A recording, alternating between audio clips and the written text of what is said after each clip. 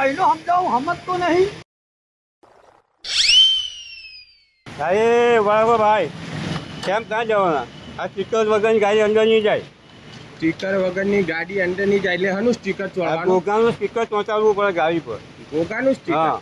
આ તે ચોંટાડીશું next time. ના જે ટાઈમ અમે ચોંટાડીને ગાડી અંદર નહીં જાય. ચમ નહીં જાય એટલે? સ્ટીકર વગરની ગાડી અંદર જવાનું પ્રમુખની ના પાડી દે. એટલે પ્રમુખ કે એમ કરવાનું? હા પ્રમુખ પગાર આવે પ્રમુખનું જ કરવું પડે. અમારે તમારું કરવાનું. એવું હા? હા બોલાવજે તારા પ્રમુખને બોલાય. પ્રમુખને બોલાવું છું અમે.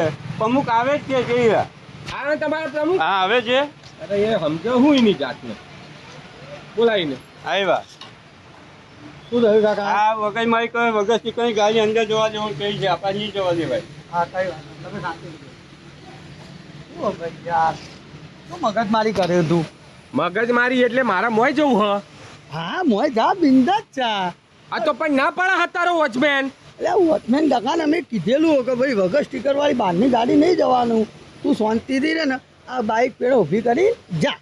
આ તો લાય સ્ટીકર લાય ચોટ દો હાલ લાય. એવી રીતે સ્ટીકર ના મળે તું ખાલી ખોટી મારા વાલા હું યાર મગજમારી કરો તમે મારા વોચમેન કાકા અંગાત. તમે એક કામ કરો પહેલાં ગાડી રહીને સાઈડ પર મૂકો પછી શાંતિથી વાત કરો. બધા બધાને આવવા જવાનું હોય ભાઈ.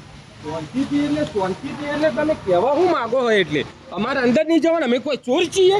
તમે ચોર નહીં યાર તમે સમજતા નહીં. સોસાયટીના નિયમો હોય યાર. આવી રીતે તમે ખોટું પાવર ના કરો અને એમાં યાર તમે પેલા વોચમેન કાકા ઉપર કરો. તમે વોચમેનને લલ્લુ પલ્લુ સમજો. એટલે લલ્લુ પંચુ એટલે 2 પૈસાનું વોચમેન મને પાવર કરી જાય કરશન ને? અલ્યા 2 પૈસા નહીં 15,000 પૂરા આપીએ છીએ. આ તો મને 15 ના લાવ તું તાર 5,000 હાલ. આવો વોચમેન ના ચાલે 15,000 માં. ભાઈ તું ગરમ ના થા દોસ્ત. તું શાંતિથી ગાડી રહીને હું મૂકી અને હેઠ તો તાર જોવા જવાનું એટલે જા. એટલે તારી સોસાયટી આવી મારે હેઠતું જવાનું મોય? અલ્યા ભાઈ સોસાયટીનો નિયમ હોય નિયમ પ્રમાણે હેડવું પડે. આ તો તારા સોસાયટીના નિયમ તારા સોસાયટી પૂરતા રાખ. બાર વાળો હે ને પાળ. અલ્યા પણ તું ભાઈ મારા સોસાયટીનો નથી તો હું તારા માટે થોડો નિયમ અલગ બનાવું. બધો માટે નિયમ થાય. તે હું જો અમે આ ગાડી લઈને મોય જતા રહીશું તો તારું શું લૂંટાઈ જવાનું છે? જો ભાઈ મારી વાત વાપર. તું આવું ગુસ્સો ના કર દોસ્ત.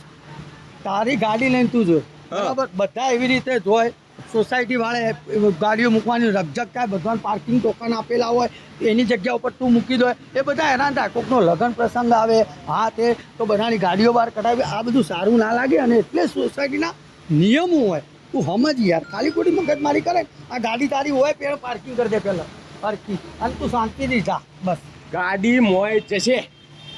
તમારાથી જે ઉખાડતું હોય ને એ ઉખાડી લેવાનું બરાબર. કરશન ગાડી લઈને જ મોય જશે. જા તું યાર ખાલી ખોટી હું યાર તું આટલો હોશિયાર કરશન હોશિયાર માણસ થઈ તું મગજમારી કરી યાર. મગજમારી કોણ કરે? મારે ગાડી લઈને મોય જવાનું હોય. તમે લલ્લુ પંચુઓ મારા હું પાવર ના કરવાનો ખોટો. હજી મને તમે ઓળખતા નહીં બરાબર.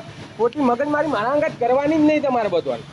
મારી ખોટો તડકો લાગે કરશન ભાઈ તમે સમજો યાર. અત્યારે આ ગાડી મૂકી તમે તમારા જે ફોર્મ માટે આવ્યા હોય ગાડી મૂકશે પણ જો જવાનું ને બિલ્ડિંગના નેચ જ મૂક્યા કરશે. તમારાથી જે ઉખડતું હોય ને ઉખાડી લેવા હેડ્યો કરશે બરાબર.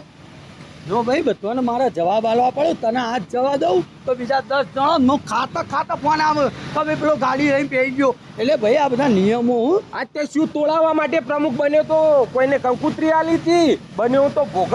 એ બધું અમારે વભળવાનું તારું. કઈનો સમજાવું સમજતો નહીં. આવી આવી તા પ્રેમથી સમજાવું તો સમજી જઈએ. ગાડી બહાર મૂકવાની ઉભો પેલો મૂકીને જા. જો જવાનું હોય એટલે